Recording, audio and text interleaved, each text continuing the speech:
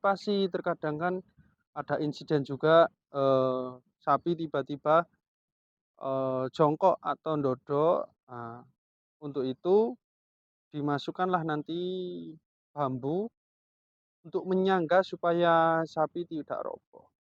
Nah, itu bambu dimasukkan di sebelah sini, depan, sama yang belakang.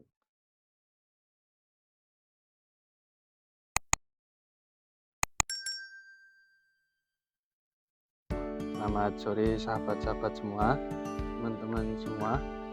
Kali ini Santri Darussalam channel ingin mereview alat perebah hewan kurban yang nanti bisa digunakan untuk efektivitas membantu perebahan hewan kurban sebelum disembelihnya. Alat ini sendiri itu dulu dibangun sekitar tahun 2000, bukan dibangun, dirancang sekitar tahun 2021 karena atas berbagai pertimbangan mengingat tenaga dari masyarakat juga agak kewalahan untuk merebahkan hewan secara manual atau dijagal bahasanya, muncullah keinginan untuk membuat alat. Gimana nih supaya efektif dalam pembuatan atau dalam perebahan hewan. Nah, akhirnya dibuatlah alat seperti ini yang bentuknya juga seperti lorong yang nanti digunakan untuk perebahan. Oke, langsung saja kita review dari bahan-bahan yang digunakan atau perlengkapan yang digunakan untuk membuat alat ini. Yang pertama, bagian depan. Nah, ini digunakan untuk peletakan kepala sapi. Nah, posisinya nanti kepala sapinya di sini. Oke, di bagian ini. Nah, di bagian yang sini ini kan posisinya untuk leher, memudahkan ketika penyembelihan. Jadi sapi datang, biasanya dari sana dimasukkan ke alat perebah, nanti ditali. Jadi sapi udah masuk, kepala udah di sini, ditalilah. Nah, masuknya lewat lubang yang ini, tali ke sana ke depan, terus diikat.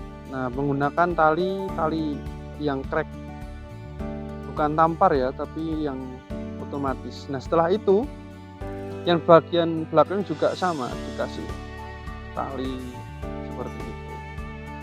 Nah, sudah kencang. Nah, untuk mengantisipasi terkadang kan ada insiden juga sapi tiba-tiba jongkok atau ndodok. Nah, untuk itu dimasukkanlah nanti bambu untuk menyangga supaya sapi tidak roboh. Nah, itu bambu dimasukkan di sebelah sini, depan, sama yang belakang. Nah, bagaimana tingkatannya nanti tergantung dari tinggi sapinya itu seberapa, kira-kira seperti itu. Adapun untuk roda, ini ada 6. Yang depan ini rodanya bisa berputar 360 derajat. Fungsinya untuk apa? Fungsinya sebagai kendali kemudi supaya nanti ketika jalan itu bisa diarahkan. Nah, kalau yang belakang ini rodanya statis. Untuk rodanya sendiri terbuat dari fiber atau apa ini, fiber ya, plastik fiber. Cukup kuat karena ini sudah digunakan 2 kali dan alhamdulillah.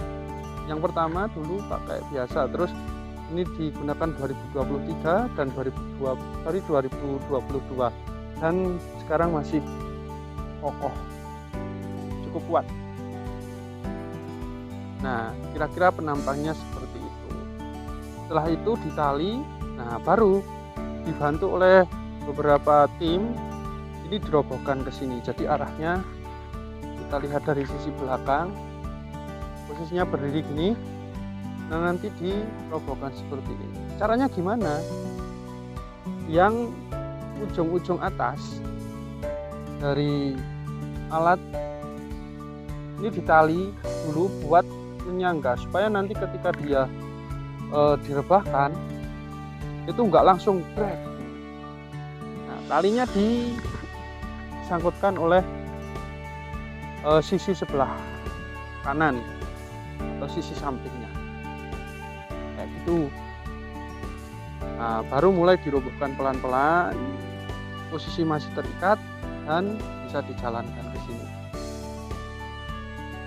Nah, di Masjid Darussalam sendiri sudah dibuatkan lubang khusus, ini kurang lebih sedalam 3 meter untuk pembuangan darah. Jadi begitu disembelih, darah dari hewan korban, api langsung masuk ke sini. Nah, kira-kira seperti itu review dari alat perbahan.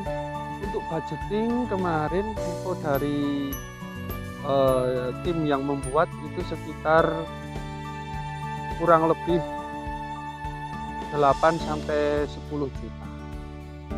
Itu sudah bersih dan sudah bisa jadi, meliputi dari nanti besi-besinya, besi penyangga, kemudian untuk roda-rodanya. Untuk rodanya itu satunya kurang lebih 200 sampai 300 ribu.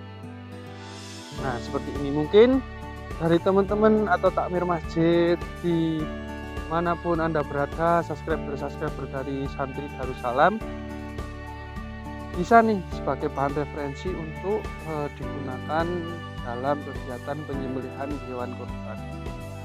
Mengingat untuk efektivitas waktu, jadi kalau yang manual itu bisa kurang lebih 30 menit lah prosesi dari nanti penjagalan sampai penyembelihan, atau katakanlah untuk sapi 5 misalnya bisa sampai sore. Kalau ini karena sudah praktis bisa lebih cepat. Nah, kira-kira seperti itu review dari alat perbah di Masjid Darussalam Manisrejo. Nah, teman-teman yang kemudian untuk bisa menjadi bahan referensi, sangat dipersilahkan. Kira-kira begitu. Terima kasih, salam sehat.